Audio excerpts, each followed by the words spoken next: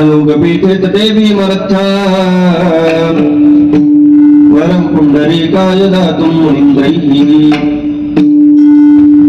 समागत्य तिष्ठन्तमानन्दकन्दम्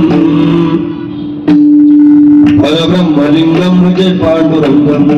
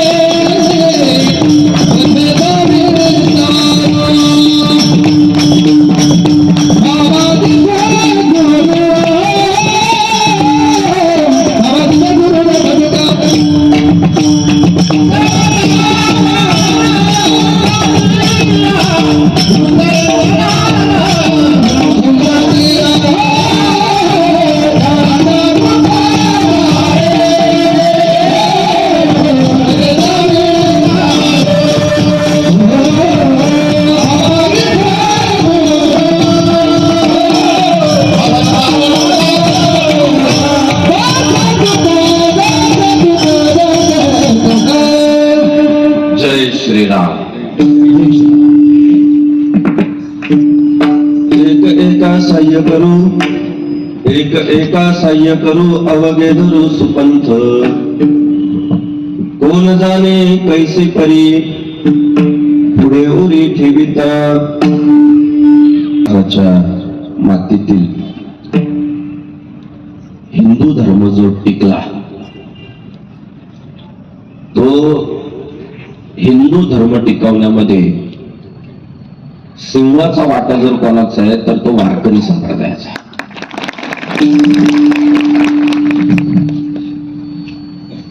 वारकरी परंपरेमुळं कपाळावरचा टिळा टिकला, मुखातला राम टिकला, खांद्यावरचा भगवा पण टिकला.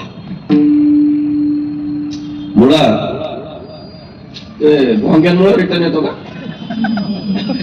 भोंग्यांमुळे येतो रिटर्न. भोंग्यांची कमी करायची आतच ठेवायचा, फुकट कशाला ऐकवायचं. आणि आपलं भोंग्याला विरोध आहे पहिल्यापासून. लय दिवस झाले वरडते भोंगे उतरावा, भोंगे उतरावा, भोंगे उतरावा. आणि भोंगे जर उतरवले तर हिंदूंचा जास्त फायदा आहे. त्याचं कारण तुम्हाला सांगतो. आपल्याला भोंग्यांची गरजच नाही, कारण आपल्या धर्मस्थळांमध्ये आणि आपल्या धर्म मंडपामध्ये स्त्रियांना प्रवेश आहे, पुरुषांना प्रवेश आहे.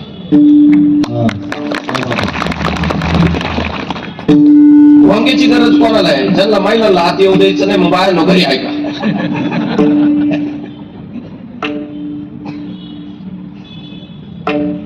भोंग्याची हिंदूला गरजच नाही. उलट दिवसेंदिवस आपण जर ते कमी केलं तर मंडपातली गर्दी वाढेल. कारण उद्या जर आमची एखादी माऊली तिच्या मैत्रिणीला म्हटली ना का रात्री आली नाही, ती म्हणते घरातच ऐकायला येते. अवमूल्यन असं होतं, कोणी टीव्ही पाहत असत, कोणी टॉयलेटमध्ये विठ्ठल विठ्ठल, कोणी झोपलेलं राहतं, वेगवेगळ्या अवस्थेत असते. कशाला ते बळच कानात मारायचं, हाणून मारल्यासारखं.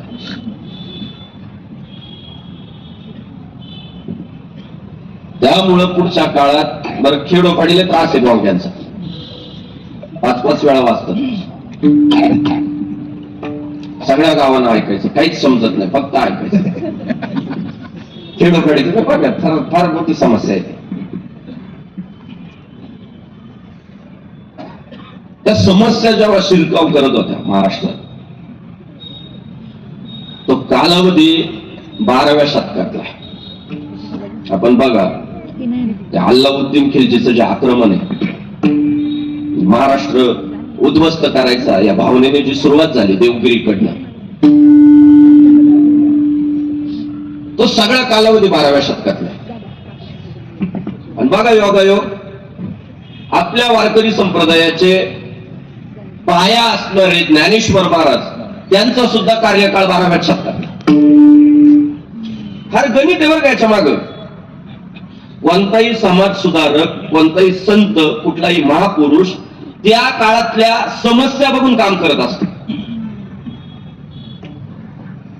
आणि व्हायरसच्या रूपानं हे परकीय आक्रमण करते, परधर्मीय घुसखोर महाराष्ट्रात शिरकाव करत होते आणि अँटी व्हायरस म्हणून देवानं ज्ञानेश्वर महाराजांना पाठवलं. ते अँटी व्हायरस आहे, त्या व्हायरसची सामना कसा करता येईल त्यासाठीचं भगवान श्री ज्ञानेश्वर महाराजांचं काम आहे. बरं, जाणता माणूस काय करतो, उद्या काय समस्या येणार आहे त्यापेक्षा आज काय समस्या आहे तिचं तो निवारण करतो.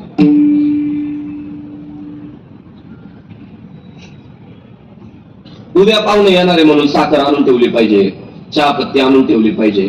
पाहुणे उद्या येणार आहे हो, पण आता दुपारच्याला पीठच नाही मळायला. मग आधी जाणत्या माणसानं आजच्या पिठाची सोय केली पाहिजे का उद्याच्या साखरीची? जाणत्या माणसानं आजच्या पिठाची व्यवस्था केली पाहिजे, उद्याच्या साखरीचं बघू, नंतर बघू.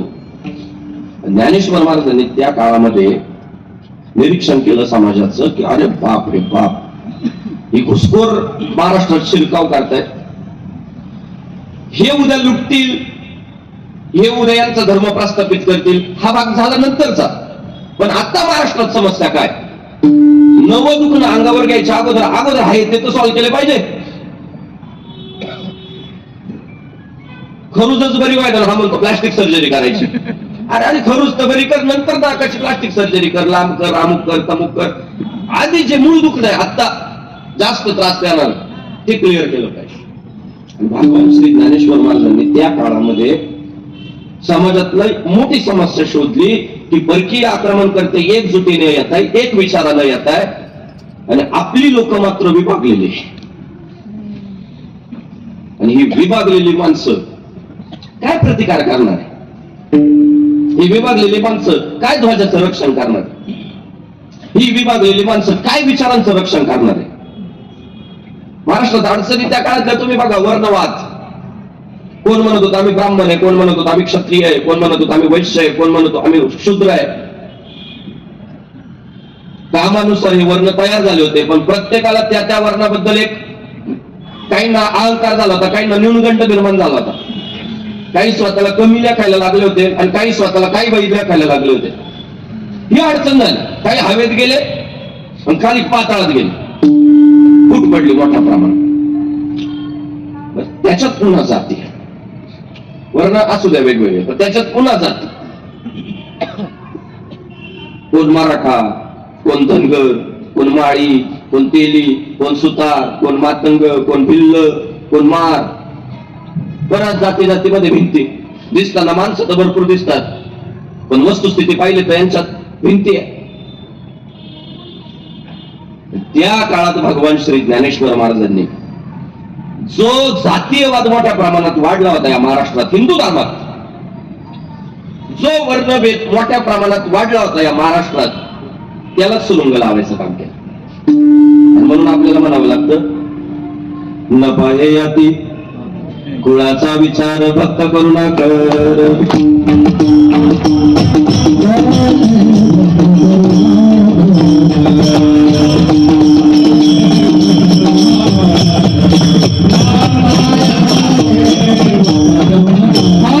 विचार भक्त करुणा कर ज्ञानाबाई. ते म्हटले आता जातीपातीनं माणसांची ओळख नाही निर्माण झाली पाहिजे, आता माणसांची ओळख भगवत भक्तीनं तयार झाली पाहिजे.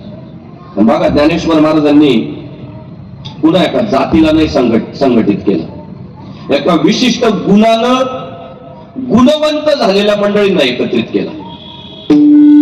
म्हणजे कसं, कोणकोणत्या जातीचा याला नाही महत्व दिलं, जो देवाचं नाव घ्यायला तयार आहे त्याला महत्व दिलं. जयाने घातली मुक्तीची गवांती मिळविली मांदी ब्राह्मणांची. असल्या बघा असं ऐकायचं. मिळविली मांदी मराठ्यांची, मिळविली मांदी सुतारांची. नाही ना, जातीचं कामच केलं नाही पाट्यानं धर्माचंच काम केलं. जयाने घातली मुक्तीची गवांती मिळविली मांदी वैष्णवांची, मिळविली मांदी वैष्णवांची.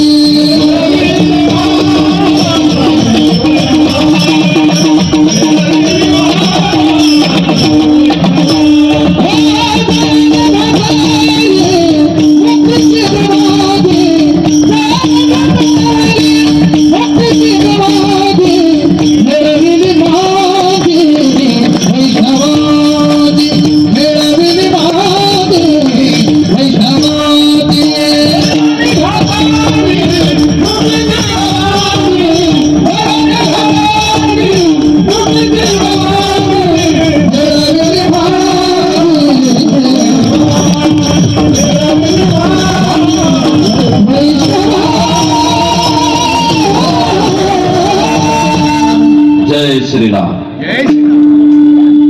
जयाने घातली मुक्तीची गवांडी मिळविली मांदी वैष्णवांची. भगवत भक्तांची एक फौज उभं करायचं काम त्या काळात केलं. जे कपाळाला टिळा लावते, मुखानं राम म्हणते आणि खांद्यावर भगवा मिरवतील, त्या सगळ्यांना एकत्र करायचं. मग काही लोक म्हटले बाबा जात पात त्याचं काय, ते म्हटले हे विश्वची माझे घर ऐसी मती जयाची स्थिर किंबहुना चराचर आपण झाला. संकुचित विचार नाही करायचा म्हटलं, व्यापक विचार करायचा. आणि पहा तुम्ही, ते ज्ञानेश्वर महाराजांनी त्या काळात ती क्रांती घडवून आणली, धाडस दाखवलं आणि त्याचा फायदा 2026 मध्ये बघा. एकमेव अधर्माचा मंडप आहे, सगळ्या जातीची लोक एकत्र येतात. नाही का 2026 मध्ये अडचण अशी झाली, मागच्या 2-3 वर्षापासून लोक जात तपासायला लागलो एकमेकाची. बसमध्ये बसले तरी शेजारची जात कुठली चौकशी करायला लागली. जातीयवाद म्हटलं बरं, निवडणूक आल्यावर तो फार उतू येतो जातीयवाद. आता 2-3 वर्ष काही निवडणुका नाही, त्यामुळे आपण सुखात जगू सगळे हिंदू. निवडणुका जवळ आल्या की हिंदूंमध्ये फूट पाडायला सुरुवात होते. पहा तुम्ही, फायदा काहीच होत नाही. फूट पाडायचं मोठ्या प्रमाणात काम होतं हिंदूंमध्ये. जातीमध्ये कसे विभक्त होते त्याही राजकीय समीकरण आखण्यासाठी. पण त्या काळात ज्ञानेश्वर महाराजांनी काम उभं करून ठेवल्यामुळं त्या मंडपात सगळ्या जातीची लोक येऊन बसतात. फक्त भगव्या ध्वजाखाली येऊन बसतात, त्याचा अभिमान बाळगत येतो. बाकी काही नसतं, बाकी कुठला स्वार्थ नसतो, धर्माच्या अभिमानाने येतात. भगवान श्री ज्ञानेश्वर महाराजांनी तो सोहळा चालू केला, आळंदी पंढरपूरचा. माझे जीवीची आवडी पंढरपुराने येणपुडी. अवघडुरी पताका खांद्यावर घेतले, निघाले. एकच ओळख देतो तो सोहळा. आता इकडनं बऱ्याच दिंड्या आळंदीला पण जातो, नाचत गात जात. एक ओळख देतो भगवान श्री ज्ञानेश्वर महाराजांचा सोहळा. प्रत्येकाला माऊली, तो भजन करणारा असू द्या, तो पकवाज वाजवणारा असू द्या, तो कीर्तन सांगणारा असू द्या, ऐकणारा असू द्या, चहा विकणारा असू द्या, चोरटा असू द्या, माऊली थोडं चोरा. म्हणजे माऊलीच माझं, माऊली का चोरी केली म्हणजे प्रत्येकाला एक ओळख दिली. उद्योगपती राहत नाही, भिकारी राहत नाही, ताकदवान राहत नाही, दुर्बळ राहत नाही, सगळे माऊलीमय वाटत. आणि दिवसेंदिवस सोहळ्याची गर्दी वाढत चालली. मला नाशिकला परवा एक भगिनी म्हणाली, महाराज वारी करायची हो पण रस्ताच माहित नाही. म्हटलं बाई रस्ता कशाला माहित पाहिजे, प्रस्थानच्या दिवशी आळंदीतल्या कोणत्या रस्त्यावर येऊन उभे राहिले लोक, टकलीत पंढरपुरात. ते 20-21 दिवस 24 तास माणसं रस्त्यावर चालत राहतात. आज दिवसेंदिवस वाढत चालली ती गर्दी. त्या सगळ्या गर्दीच्या मागचं कारण ज्ञानेश्वर महाराजांचा दूरदृष्टिकोन, ज्ञानेश्वर महाराजांची सगळ्यांना सामावून घेण्याची ती वृत्ती, त्याच्या मागे भूमिका होती. एक हेतू सेफ अवघाचे संसार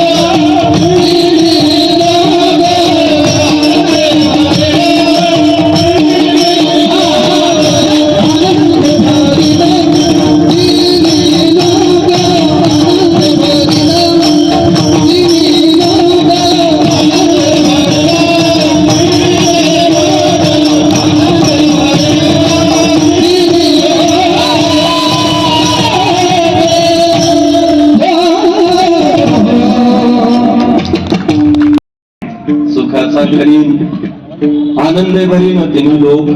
सगळ्यांनाच सुखी करायचंय म्हटलं, सगळ्यांनाच आनंदी करायचंय, दुःखी कोणी राहतच कामा नाही, सगळ्यांना सोबत घेऊन चालू. यारे अरे लहान थोर याती भरती नारी नर करावा विचार न लगे चिंता. पुरुषी मानसिकता पण वेगळ्या दृष्टीने वाटचाल करायला लागली होती. पुरुषी मानसिकता माहिती आहे ना, पुरुषी मानसिकता सांगतो.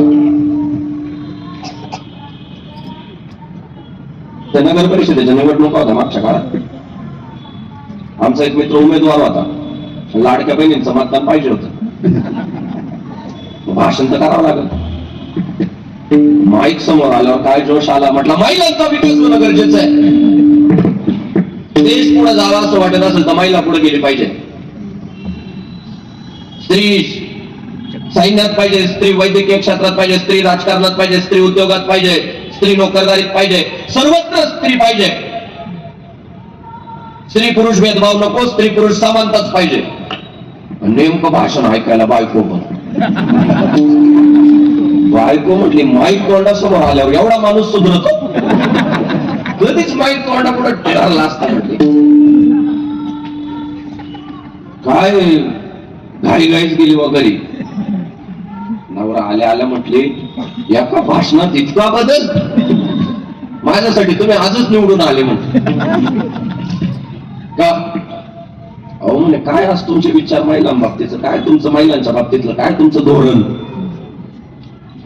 आज तुमचे विचार ऐकले भरून पावले म्हटले. मग का हो आपलं लग्न जमलं तेव्हा नेमके माझे 12वीचे पेपर द्यायचे बाकी होते. सासूबाई म्हटल्या इकडे आल्या होते, गोडी गोडीत अक्षता टाकून घेतल्या आणि लग्न झाल्यावर पुन्हा सासूबाईच पुढे झाल्या. आता तुला भांडे तर करायचे, पेपर देऊन काय दिवे लावायचे. आणि माझे ते 12वीचे पेपर द्यायचं स्वप्न अपूर्ण राहिलं. आणि आज तुमच्यात झालेला बदल पाहिला. भरू का मी 12वीचा फॉर्म परत? ते काय म्हटलं माहितीये का, महिला शिकल्या पाहिजे, महिला पुढे गेल्या पाहिजे, पण गावातल्या घरातल्या नाही. याला म्हणतात पुरुषी माणसे. ती पण वर तोंड काढलेलं होतं. चूल आणि मुलापर्यंत स्त्री मर्यादित करण्याचं काही धोरण आठवलं होतं. ती मूळ संस्कृती नाही आपली. आपली संस्कृती यत्र नार्यस्तु पूज्यन्ते रमन्ते तत्र देवता, नारीची पूजा करणारी आपली संस्कृती आहे. आता तर 9 दिवस 9 रंग पण आहे, दिवसेंदिवस उत्सव अपडेट होतोय. मग विचार करा तुम्ही, स्त्रियांना तुम्ही सुद्धा डोक्यातून काढून टाका की पुरुषांनी अन्याय केला किंवा आपल्या धर्मात स्त्रियांना कमी लेखलंय, हे डोक्यातून काढा. 100 जे 2 आडमुठ राहतात ना ते गडबड करतात. समजा डझनभर आंबे आणले, एखादा तर साडका निघतो, पण त्या सडलेल्या आंब्यामुळे बाकीच्यांना तो रोग होतो कधी कधी. तसा काही झाला होता नाही तर ती आपली मूळ परंपरा ना. आपण स्त्रियांचा गौरव करणारे, स्त्रियांचा सन्मान करणारे, त्यांना मान देणारे. त्यामुळं मित्राच गावोगावात जाऊन सांगतोय, देश पुढे जावा आपल्याला असं वाटत असेल तर आपली स्त्रीच पुढे गेली पाहिजे. काय ते चूल आणि मुलापर्यंत मर्यादित ठेवण्यात काय अर्थ नाही. ज्यांच्यात गुणवत्ता आहे त्यांना पुढे जाऊ द्या. मी मराठवाड्यात होतो परवा कीर्तनाला, बरं का दादा, ते पोरगी आली पाया पडली रडायला लागली. काय आलं ते म्हटले बापू 10वीला 96% मार्क आहे, पण बाबा म्हणतात कॉलेजला नाही जायचं, घरीच राहायचं. म्हटलं 96%? आम्हाला स्वप्न सुद्धा नाही पडलं कधी 96. दादा 5 झालो की आम्ही पेढे वाटायचो. झालो बरं का 5 झालो का आम्ही लय खुश. तरी पण थोडं बहुत काहीतरी काम उभं केलं का नाही आपण प्रत्येकानं. 96% मार्क मिळवणाऱ्या मुलीला जर व्यासपीठ मिळालं, संधी मिळाल्या, तर ती देशाला कोणत्या उंचीवर घेऊन जाईल. वाईट वाटलं मला, म्हटलं एवढे चांगले मार्क तू तर शिकले पाहिजे.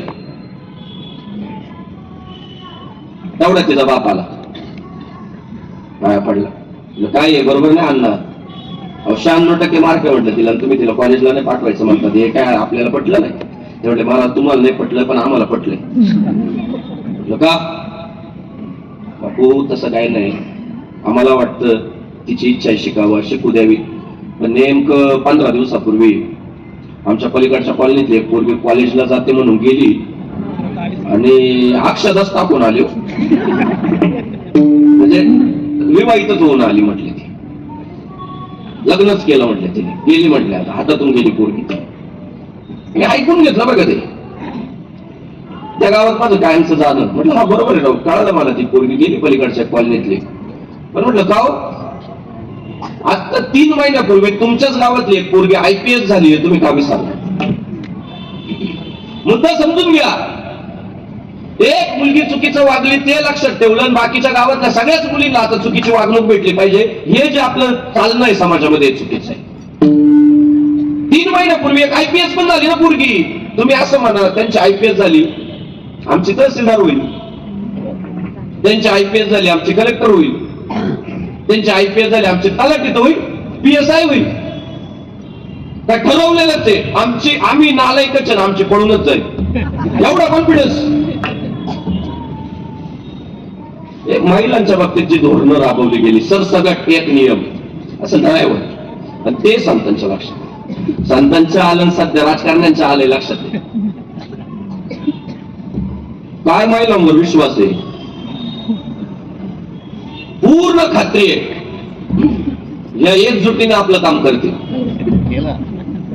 म्हणून लाडकी बहीण योजना, लाडका भाऊ योजना का नाही? भाऊ पैसे खर्च करील पण काम करीलच याचा भरोसा नाही. गणेशराव, मला तर असं वाटतं त्या पुढच्या निवडणुकांमध्ये हे 2-3 नेते पुरुषांना मतदान मागतील का नाही काय माहिती बा. ते स्टेटसला टाकायला बसले लाडकी बहीण आहे तो डरणे की बात काय आहे. सगळंच ते ठरवायला लागले. त्याच्या मागे विज्ञान पण आहे. मुलांपेक्षा मुली नेहमीच पुढे आहे. ज्या लोकांना मुली आहे ते सुखी गाल गुबगुबीत आहे आणि पोरावाल्यांचे गाल आत गेले. 3 जावई जर असले ना आणि पोरगा नसला 3 जावई, 3 जावई इतका जीव लावतात, सर्दी झाली तरी सासऱ्याला दवाखान्यात नेतात. का? फ्लॅट भेटला तर भेटला आपल्याला, जास्त जीवला त्याच्यात स्पर्धा असते कोणतं जावई जास्त जीव लावतो. पोर डॅम्पिस असतो तो, पोरं म्हणतात मात्र कोणाला देणार आपल्यालाच आहे, लक्ष देव नाही तर ना देव. मोठ्या वयात माणसं म्हणतात महाराजांनी पुरी होऊ दिला नाही, पुरी पाहिजे होता, हो पुरीला जीव लावतात. प्रपंच करणं असू द्या, परमार्थ करणं असू द्या, राजकारण असू द्या, सगळ्या बाबतीत. मुलाचं लग्न करायचं असलं तर वय किती असावं लागतं? 21. आणि मुलीचं करायचं असलं तर 18. तुम्ही एका बाजूला स्त्री पुरुष समानता म्हणताना असा भेदभाव का? भेदभावच आहे ना तसा. मला आठवतं माझं लग्न झालं तेव्हा माझ्या वर्गातल्या ज्या मैत्रिणींना मी निमंत्रित केलं होतं 1ली 2रीतल्या, त्या लग्नाला आल्या तेव्हा त्यांच्या कडेवर 1.5 वर्षाचे पोरं. म्हणजे आमचं उद्घाटन झालं तेव्हा त्यांचं प्रॉडक्ट लॉन्च झालं होतं. का बरं असं भेदभाव? तो भेदभाव नाही होत, त्याच्या मागे शास्त्र आहे, विज्ञान. शारीरिक वाढ पूर्ण व्हायला आणि प्रपंच करण्याची अक्कल यायला पुरुषाला 21 वर्षाचं व्हावं लागतं. ती संसाराची अक्कल मुलीला 18व्या वर्षाची आहे.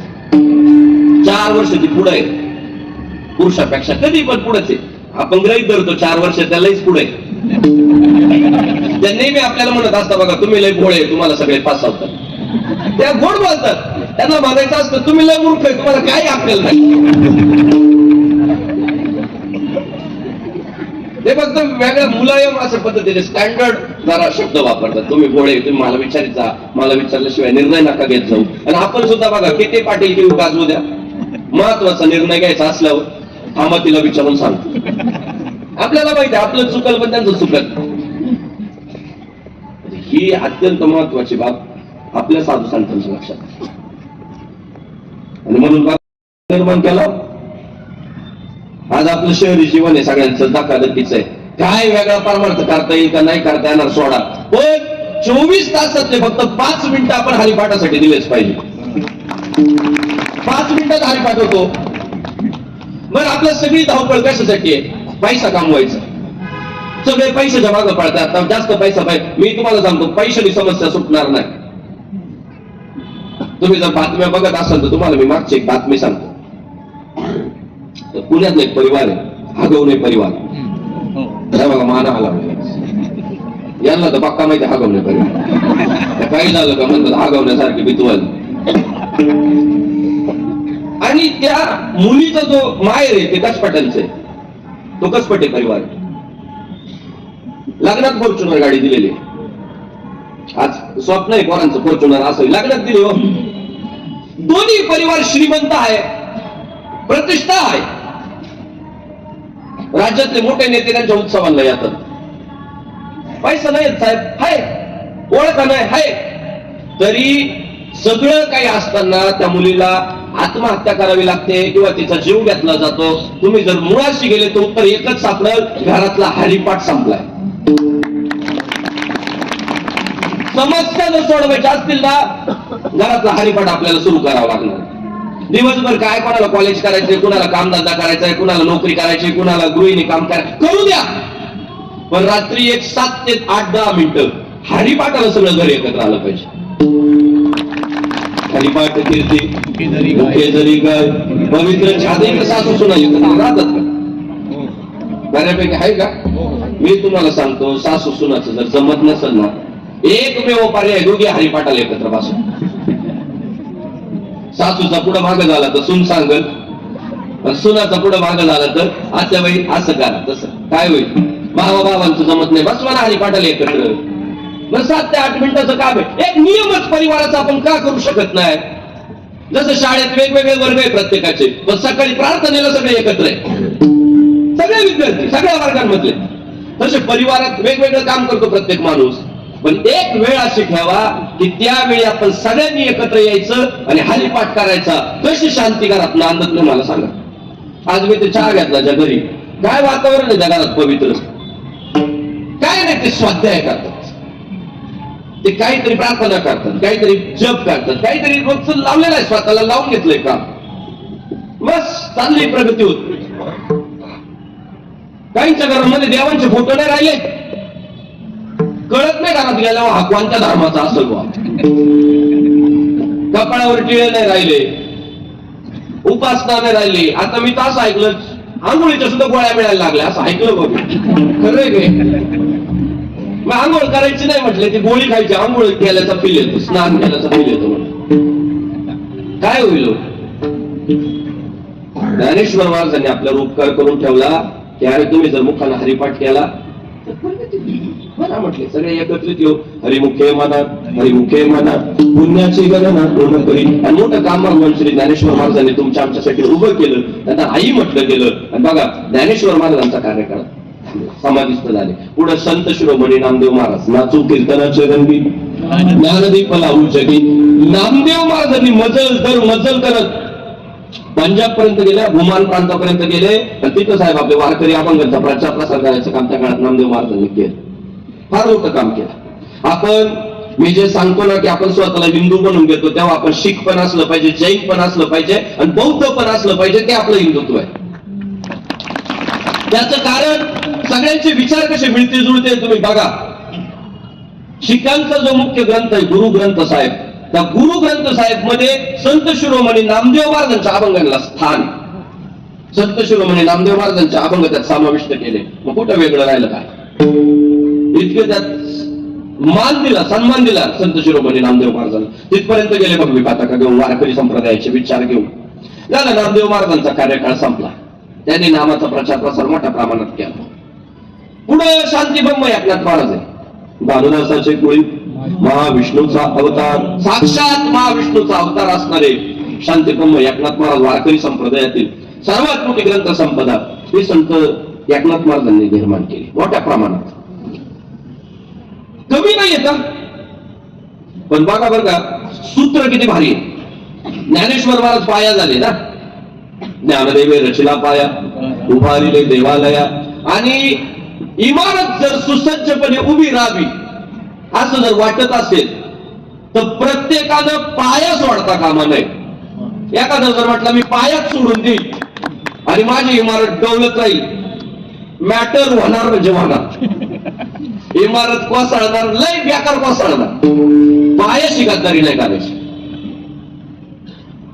ना विकासाच्या नावाखाली करायची ना काळ बदलला या नावाखाली करायचे, तो जुना काळ होता. अजिबात नाही. तत्व सोडायचं ना. किती मोठा होऊ द्या वृक्ष, किती मोठा होऊ द्या त्याच्या फांद्या, त्याने जर मुळाशी गद्दारी केली, संपलं दे. केवढं खोडा असू द्या. आणि शांतीब्रह्म एकनाथ महाराज खांब आहे, जनार्दने एकनाथ खांब मधील भागवत. दादा बघा बरं, आता आळंदीला आले, भगवान श्री ज्ञानेश्वर महाराज समाधीतनं म्हणाले असते की नाथ बाबा काय काम उभं केलं तुम्ही सुद्धा, एवढी मोठी ग्रंथ संपदा निर्माण केली. बर, श्रीमंत होते. त्या काळात प्रवचनाला येणाऱ्या लोकांना गुळ वाटत होते. म्हणजे त्या काळात गुळ वाटणं म्हणजे आता डॉमिनोज पिझ्झा वाटल्यासारखे प्रत्येकाला गुळ वाटत होते. त्या काळात तो महाग होता, श्रीमंत होते. ज्ञानेश्वर महाराज म्हटले एवढा मोठा माणूस एवढं धर्म कार्य करतोय, अभिमान वाटला असेल, या म्हटले असेल, बसता पाय मांडीला मांडी लावून. त्या काळात नाथ बाबा असे हात जोडून उभे म्हटले, ज्ञानेश्वर महाराज तुम्ही ज्येष्ठ आहेत, तुम्ही पाय आहेत, तुम्ही आमच्या सगळ्यांची सुरुवात आहे. काय म्हणतात माहिती नाथ बाबा, ज्ञानाबाई माझी अनाथाची माय एका जनार्दनी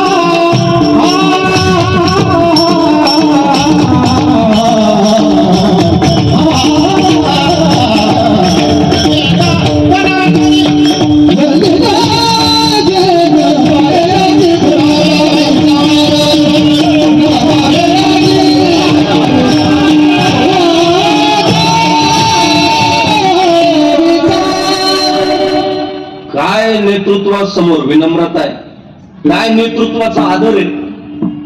काय म्हणतात, ज्ञानाबाई माझी गुळ वाटणारा माणूस स्वतःला काय म्हणतो, अनाथाची माय एका जनार्दनी पायवरती. तसे ते म्हटले आमच्या सगळ्या अनाथांची माय तुम्ही म्हटले. काय ज्ञानेश्वर महाराजांना अभिमान वाटला असेल, पाया सुद्धा म्हटला असेल, खांबाला चिकटून राहायचं. खांबाचं तर कामच आहे पायाला चिकटून राहायचं, पण पायाला सुद्धा वाटला असेल खांबाला चिकटून राहायचं, खांबाला मोकळं सोडायचं.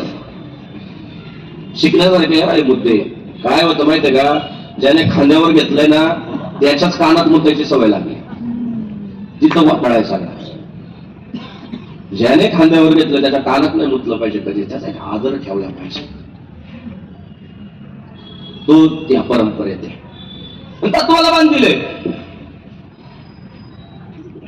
तत्व नाही ना सोडत. ज्ञानेश्वर महाराज काय म्हटले, हरिमुखे म्हणा हरिमुखे म्हणा पुण्याची गणना पुण्य करी. नाथ बाबांनी म्हणायला पाहिजे होतं ना, तो जुना काळ झाला म्हटले.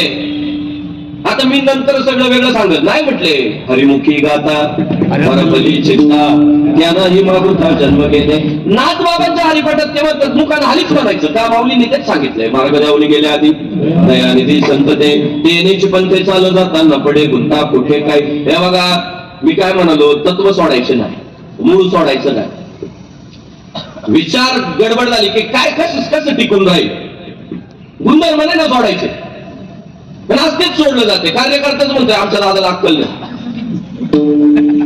खरंच नसते कधी कधी दादा.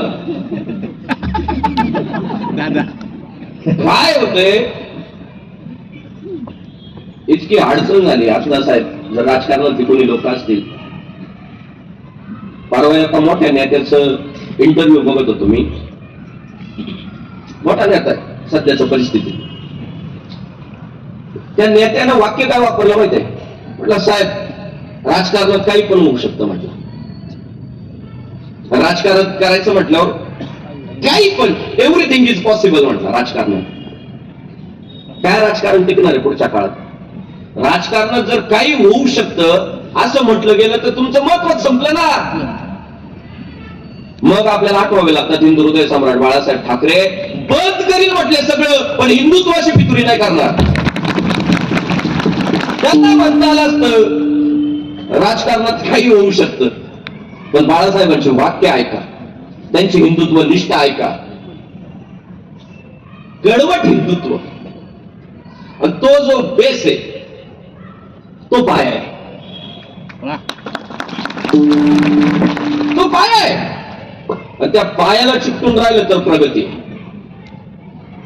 तो पाया जर सोडला, ते तत्व जर सोडले, फुटलं काय होणार नाही. हो काय होईल फुटलं?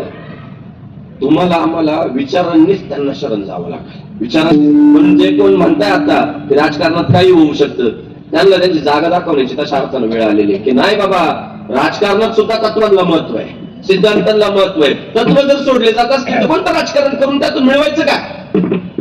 हे आज जे सुरू झालंय, कालपर्यंत इकडे होते आज तिकडे, निवडणुकीच्या तोंडावर चौथीकडेच आहे. आता तर कार्यकर्ते डायरेक्ट म्हणायला लागले आमचे नेते कोणत्या पक्षात आहे, निवडणूक आल्यावर सांगू. नाही बोलायला लागले आता कार्यकर्तेच म्हणतात आम्ही. आपण म्हटलं ना मग साहेब कोणत्या पक्षात नाही, ते निवडणुकीच्या तोंडावर ठरवलं. काय होईल काय होईल? आमच्यात तुम्हाला सांगतो 75 वर्षाचा म्हातारा येऊ द्या गादीवर उभा राहायला, 30 वर्षाचा तरुण येऊ द्या, नाही तर 5 वर्षाची पोरगी येऊ द्या, ती इथं उभं राहिल्यावर ना विठ्ठलालाच सर्वस्व मानणार. तो येडा असू द्या, शहाणा असू द्या, मूर्ख असू द्या, लय हुशार असू द्या, तत्व नाही सोडत. आणि म्हणून या गादीला जी किंमत आहे ना आज सुद्धा, त्याचं कारण असते की इथं कोण उभा राहिलाय, त्याहीपेक्षा जो उभा राहिलाय तो धर्मच सांगणार आहे, दुसरं सांगणार. तुम्ही किती किती अजून वर्ष पुढे जा, इथं उभं राहणारा व्यक्ती रावणाला खलनायकच सांगल आणि रामाला नायकच सांगल. इथं उभा राहणारा व्यक्ती कंसाला खलनायकच सांगल आणि कृष्णाला नायकच सांगल. तत्व आहे, याच्यात काय तडजोड होत, ते सोडायचे नसतात. माणसं येतात मारतात, तत्व जिवंत राहतात. आणि ते तत्व शांती ब्रह्म एकनाथ महाराजांनी टिकवून ठेवलं. ते म्हटले काय माऊलींनी सांगितलंय ना हरिमुखी म्हणा, आपण तेच सांगायचं. हरिमुखी गाता हरपली चिंता, त्यालाही मागुता जन्म गेले. बोला नाथबाबांचा सुद्धा कार्यकाळ थांबला. पुढं कळस म्हणून लाभले जगद्गुरु भगवान श्री तुकाराम महाराज. तुका झालाच कळस, भजन करा सावकाश, कळत झाले भगवान श्री तुकाराम महाराज. मग इतके विद्रोही आहेत तुकाराम महाराजांसारखा परखड संत आपल्याला इतरत्र पाहायला भेटत नाही.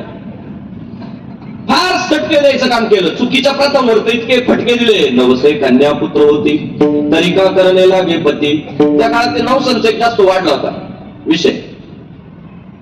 ते म्हटले अरे नवसानं पोरं झाले असते तर नवरे करायची काय गरज आहे. हे महाराजांचं बोलणं आहे. तिथे सांगू तरी ना ऐकते बटकीचे पुढे शिंदळीचे रडती. इतके आक्रमक आहे वाणी. शिव्या देऊन समाज सुधारलाच पाहिजे या भावनेने काम केलं. ज्यांनी त्रास दिला त्यांना सुद्धा समर्पक करून घेतलं.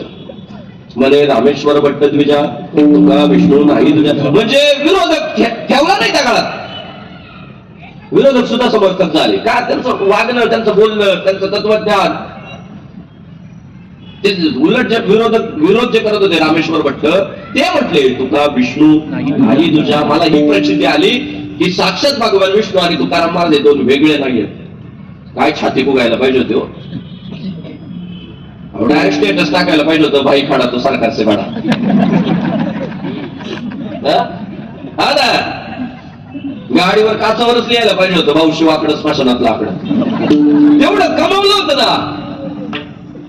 तुम्हाला मी फक्त जागेवर नेऊन ठेवतो. काय अंतःकरणाची विशालता तुम्ही बघा. ते नाथबाबा काय म्हटले माऊलीं पुढे उभं राहिल्यावर, आम्ही अनाथ आहे आणि तुम्ही आमच्या अनाथांची आई आहे. एवढा मोठेपणा अध्यक्षांना देऊन टाकला, नेत्याला देऊन टाकला. पायाला देऊन टाकला. तुकाराम महाराज तर कळस आहे, कळसाने तर कळसच केला. काय कळस केला माहितीये? ज्ञानेश्वर महाराजांपुढे उभे राहिले. माऊलींना वाटलं असेल रे पोरांनी क्रांती केली राव. जे त्रास देत होते ते समर्थक झाले, बोलबाला झाला, चर्चा झाली, नाव मोठं झालं, ट्रेंडिंगला आज बाबा. माऊली म्हटलं असतील या कसा मांडीला मांडीला. त्या काळात भगवान श्री तुकाराम महाराजांनी कळस असा केला, पाया असणाऱ्या ज्ञानेश्वर महाराजांसमोर हात जोडले आणि म्हटले माऊली पायातलं पायतान पायात राहू द्या.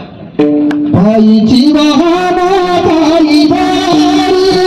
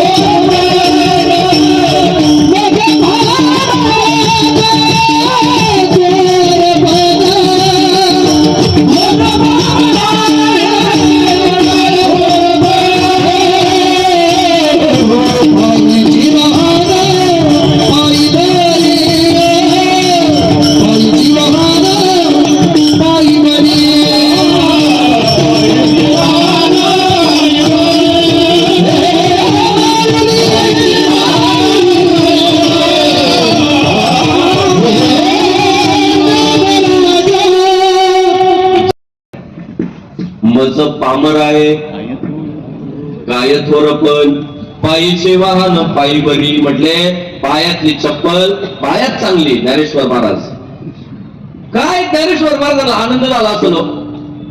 कळस तर पायाला चिकटूनच आहे, पण पाया सुद्धा म्हटला असेल माझा कळस दैदिप्यमान आहे. पायाला खालचा अभिमान वाटला असेल, नातं घट्ट झालं. आणि नम्रतेने नातं घट्ट होतच. नम्र झाला होता हे नाही. मी पोरांना सांगतो बापानं जीव लावावा असं वाटत असेल ना, नम्र व्हा. सकाळी सकाळी जाऊन आंघोळ झाला पायाला हात लावा, बघा तिथं कसे लगेच ऑटोमॅटिक स्पंदन तयार व्हायला सुरुवात होते. आपल्यावर ज्यांचे उपकार आहेत त्यांच्या प्रती एक विनम्रतेची भावना ठेवा, प्रेमच उत्पन्न होणार. ते साधू संतांनी केलं.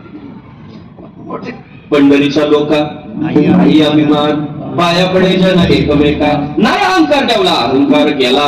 तुका आज आपल्या आयुष्यात बऱ्याचशा समस्यांचं कारण फक्त ऍटिट्यूड आहे, बाकी काय नाही. कोणाला कलेचा अहंकार आहे, कोणाला ताकदीचा अहंकार आहे, कोणाला सौंदर्याचा अहंकार आहे, कोणाला पैशाचा अहंकार आहे. आणि त्या अहंकारामुळे दुःखी आहे. जवळची माणसं लांब चालली, एकटेपणा जाणवायला लागला. आणि त्या काळात साधू संतांनी सांगितलं या अहंकारामुळे नुकसान झालं. बऱ्याचशा गोष्टी फक्त अहम आडवाय, अहम लेट कळत, चूक झाली, वेळ निघून गेलेली राहते ना. आणि आधी अहंकारात राहतात, मी मोठा का तू मोठा, तुझं खरं का माझं खरं. त्याच्यात बराचसा कालावधी निघून जातो. ते सत्य शिकवत, एवढी नम्रता दाखवली, सन्मान दिल समोरच्या. आणि बघा साहेब काय हो या वारकरी संप्रदायाकडे काय हो, पार्टी फंड दिले मोठा पडून. फंडच नाही, फंडाची तर अडचण आहे. फंड जर उभा राहिला तर महाराष्ट्राचं नेतृत्व करायची ताकद एकट्या वारकरी संप्रदायात. आणि महाराष्ट्र खऱ्या अर्थानं सुखी त्याच दिवशी होणार आहे ज्या दिवशी वारकरी घरातला पोरगा मुख्यमंत्री होईल. ज्याला संतांचे विचार माहिती आहे, अभंग माहिती आहे, तत्वज्ञान माहिती आहे, गळ्यात माळ आहे, आपली वाटचाल होती, ते स्वप्न आहे आपलं, ती ओळखच आहे. आणि बघा तो फितुरी नाही करणार, निष्ठेशी तर नाहीच करणार. हे आमचं ठरलेलं आहे. सरकार कोणाचं असो कपाळाला अंड ठेवायचं नाही. काहींचं सरकार कोणतं त्यावर ठरवतात कपाळावर टिळा लावायचा का नाही लावायचा. बरोबर आहे का नाही? आमचं तसं नाही. तुळशी माळ गळा, चंदन टिळा, हृदय कळवळा वैष्णवांचा. ते कोण आहे? बाकी काही वाहू द्या, पण विचारांशी फितुरे नाही होत. ज्ञानोबा तुकोबांना महत्व दिलंच जात, त्यांच्या विचारांना प्राधान्य दिलंच जात. तिथं उभं राहिल्यावर सुद्धा संग्राम बापू भांडारीला शून्य किंमत आहे. ज्ञानेश्वर महाराज तुकाराम महाराज काय सांगतात त्यालाच किंमत आहे ना. तेच जपलं. भगवान श्री तुकाराम महाराजांच्या हा मुद्दा लक्षात आला की जेव्हा जेव्हा आपल्यामध्ये गटतट पडले, आपल्यातला अहंकार वाढला, आपण एकमेकांपासून बाजूला गेलो, तेव्हा तेव्हा हे राष्ट्र मागं गेलं, परिवार मागं गेले, गावं मागं गेली. आणि त्यामुळं दूरदर्शी असणाऱ्या भगवान श्री तुकाराम महाराजांच्या लक्षात आलं की पुढच्या काळात ही भगवी पताका फडकत राहावी, पुढच्या काळातला हा रामनामाचा जयघोष चालत राहावा, पुढच्या काळामध्ये कपाळावरचे टिळे शिल्लक राहावे, तर पुढच्या पिढीसाठी एकच मंत्र आहे, पहिलं चरण.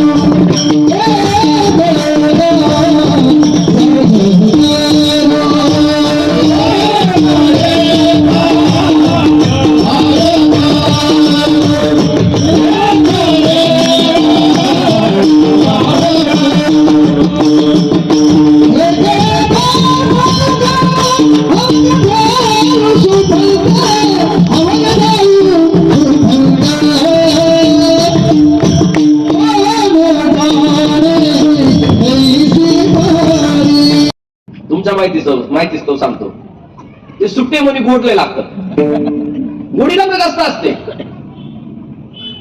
पण किंमत कमी होते त्यांची. का माहिती का? फक्त घड सोडला, घडातून बाजूला पडले, किंमत शून्य होऊन जाते, राहत नाही. गुणवत्ता आहे आणि मी करणारे सगळे माणसं हुशार आहे, बुद्धिमान आहे, पराक्रमी आहे, फक्त संघटनेत आले ना त्यांचा नादच करायचा. ते माझं मी म्हणाल तसं करतात, बाजूला पडून जातात. ते चौकटीत जर आले तर महत्व आहे, आणि बस ते करण्यासाठी मी धावपळ करतोय. माझं म्हणणं आहे की या देशातला हिंदू फक्त हिंदू म्हणून एकत्र यावा. मग निवडणूक आल्या की मी म्हणतो हिंदूंनी हिंदुत्वासाठी हिंदूंनी हिंदुत्वासाठी मतदान करा. धर्ममंडपात झाल्या निवडणुका की मी सांगतो धर्ममंडपात हिंदू म्हणून या. झाल्या निवडणुका की मी सांगतो व्यवहार करत असताना हिंदू म्हणून करा. मला निवडणूक नाही लढवायची हो, तेव्हा मला ठरवायचं नाही कुणाला मुख्यमंत्री करायचंय, कुणाला आमदार करायचा, मला राजा हिंदूला करायचं.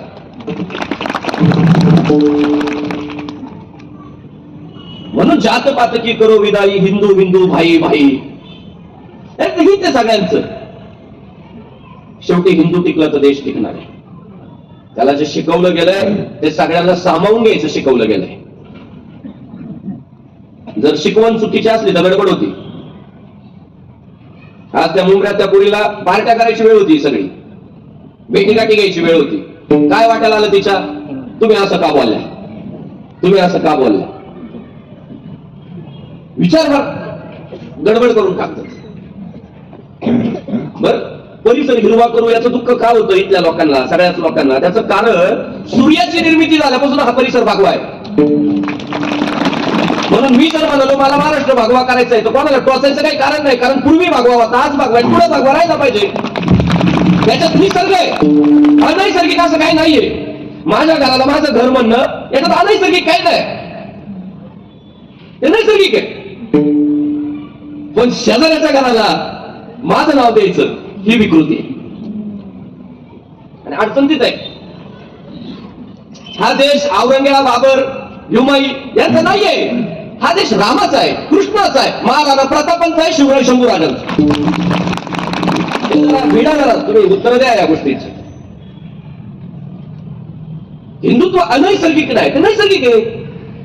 ती या भूमीची संस्कृती आहे, परंपरा आहे, आणि त्या भगव्या ध्वजाखाली सगळ्यांना जगण्याचा अधिकार आहे. म्हणून ते हिरवा करून टाकले, सगळ्यांना झोंबले, बाकी काय नाही. पुढच्या काळामध्ये संघटन, तुम्ही राजकारण प्रत्येक गोष्टीकडे ज्या भावनेने पाहता, तुमच्या माहितीच न सांगतो. उद्या जर हिंदू धर्म अडचणीत आला तर ज्या लोकांच्या भरवशावर आपण तथाकथित आपल्याला असं वाटतं की हे धर्म वाचवतील वगैरे, पैसा इतका आहे साहेब त्यांच्याकडं, डायरेक्ट परदेशात. कारण राजकारणात एवढी तिकीच पॉसिबल, काही पण होऊ शकतं असं मानणारी लोक जन्माला यायला लागली. काही होऊ शकतं. विमानानं परदेशात जातील, मानी तुमच्या आमच्या कापल्या जाते. म्हणून माझा धर्म माझी जबाबदारी या भावनेतून हिंदूला काम करावं लागेल. त्याचा कोणाला काय फायदा होतो, काय तोटा होतो हा विचार सोडा. माझा धर्म माझी जबाबदारी आहे, माझ्या फायद्यासाठी, माझ्या उपयोगासाठी, माझ्या पुढच्या पिढीसाठी.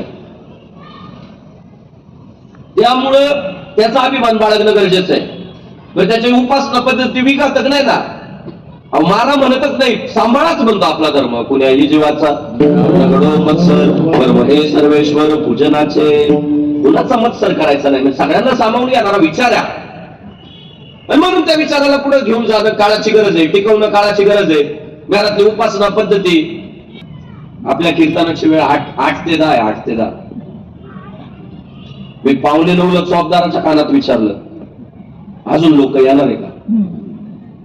मला म्हटले बापू बदल.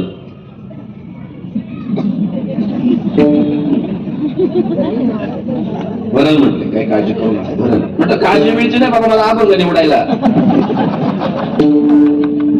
शेवटी कोणतं जनरेशन येणार आहे, काय उंचीची लोक असणार आहे, त्यांची वय काय असणार आहे ते बघून आम्हाला अभंगाची निवड करावी लागते ना. आणि अभंग जेव्हा निवडायचा राहतो तेव्हा लोकच नसतात.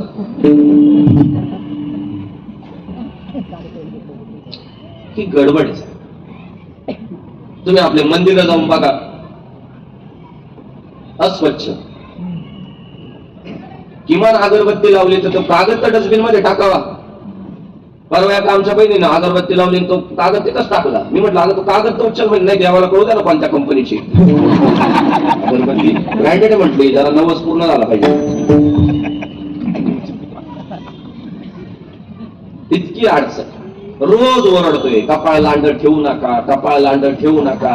ऐकतात, हसतात, खरंय म्हणतात. दुसऱ्या दिवशी कपाळ लांडच. बर ठाण्यातल्या लोकांना मी सांगावं टिळा लावा. जिल्हा ठाणे आहे ना, ठाण्याचं उदाहरण मी महाराष्ट्रभर सांगतोय. टिळा लावला तर मुख्यमंत्री वाचा येते. मी सांगू राहिलो की तुम्ही काही काम करत राहा, फक्त धर्माशी प्रामाणिक राहा, धर्माचा अभिमान बाळगा, कपाळवर टिळा लावा. देव संधी देतो म्हणजे देतो. तुमचं उदाहरण मी महाराष्ट्रभर ठेवतो. फळं विकत असू टिळा लावून विकू, झाडझूड करत असू टिळा लावून करू. काय जे आम्ही काम करतोय ठेवू ना. अहो ते धर्म इतके प्रामाणिक, इतके प्रामाणिक, इतके प्रामाणिक. 59 देश इस्लामिक झाले हो जगाच्या पाठीवर. आपण आहे तिथं अजून हिंदू राष्ट्र व्हावं, हिंदू राष्ट्र व्हावं. हिंदू हेच बाहेर सोडाच विस्तार करायचं, बाजूलाच राहील. हाय तेच हिंदू राष्ट्र करण्यासाठी आमच्यात एकजूट नाही. आपल्यातच काही म्हणतात झालं पाहिजे, काही म्हणतात नाही झालं पाहिजे. एक सांगतो, जर पुढच्या काळात हे राष्ट्र हिंदू राष्ट्र म्हणून घोषित झालं तर कोणाची माय व्याली नाही, आम्ही परिसर हिरवा करू म्हणायची. आपल्याला आहे ना, आपण हिंदू राष्ट्रासाठी प्रयत्न केले पाहिजे. आपली म्हणतात काय करायचे, काय करायचे, ही गरज आहे ती की आम्ही सगळ्यांना सामावून घेणार आहे. पण सगळ्यांनी भगव्या ध्वजाच्या छायेत राहावं. त्याला हिंदू राष्ट्र म्हणतात. कोणत्या परिसरात हिंदूने कधी कोणावर अन्याय केला, अत्याचार केला? आता जसे अनुभव येऊ राहिले बाबा, चुकून विकून द्यायला लागले. म्हणून आम्ही सांगायला लागलो बाबा ज्याच्या कपाळाला नाही टिळा त्याच्याशी संबंध टाळा. नसती भेसळ केली तर आम्ही कशाला म्हटलं असतो बाबा चला चालले. वाईट अनुभव आले म्हणून आम्ही सांगावं लागतं लोकांना बाबा आरोग्य सांभाळा. नाही तर पाणीपुरी थुकताय, भेळी थुकताय, पावात थुकताय. बर प्रॉब्लेम असा आहे बाबा, ठीक आहे बाबा थुकताय, पण रोगराई पसरते ना त्याच्यातून. ते तर करावं लागेल प्रबोधन. बाकी सबका साथ सबका विकासच आहे. म्हणून पुढच्या काळामध्ये एक एकजूट वाढवणं गरजेचं आहे. त्याच्या मागे वेगवेगळे कायम पळवाटा शोधायच्या. ते राजकारणासाठीच चाललंय, ते त्यांच्या फायद्यासाठीच चाललंय, ते अमक्यासाठीच चाललंय. सोडावं. जे करायचंय ते माझ्या धर्मासाठी करायचंय या भावनेने जर आपण सगळ्यांनी काम केलं, पुढच्या पिढीवर चांगल्या पद्धतीने संस्कार केले. मी तुम्हाला सांगतो जास्त काही नाही, पण सांगा बापू भांडारे गावातून गेला नाही आता, त्या गावातल्या पोरांनी टिळा लावायला सुरुवात करावा आणि सगळ्या परिवारांना हरिपाठाला एकत्र यावं. सार्थक झालं आमचं एवढं जरी सिद्ध झालं की कपाळाला टिळा लावायला सुरुवात व्हावी. आणि हरिपाठ घरातला सुरू व्हावा, सासू सुनाचा, नवरा बायकोचा, भावा बहिणींचा, ते एकत्रित साधना ज्याला आपण म्हणतो, उपासना म्हणतो, ती सुरू व्हावी. तशा पद्धतीने वाटचाल व्हावी. एक एका साह्य करू अवघे धरू सुपंत विठोबा.